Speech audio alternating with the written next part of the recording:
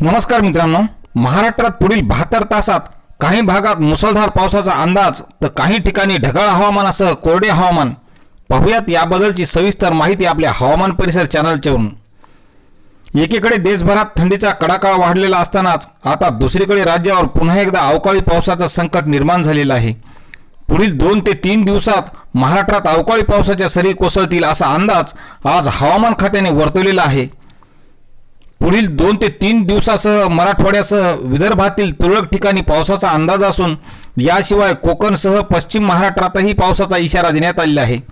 कोकण आणि आजूबाजूच्या परिसरात चक्राकार वारे वाहत असल्यामुळे राज्यात पावसासाठी पोषक वातावरण तयार निर्माण झाल्यानं हवामान खात्याने हे सांगितलं असल्यामुळे अनेक ठिकाणी पावसाची हजेरी राहील असा अंदाज आज IMDचे प्रमुख कृष्णानंद होसाळीकर यांनी दिलेला आहे.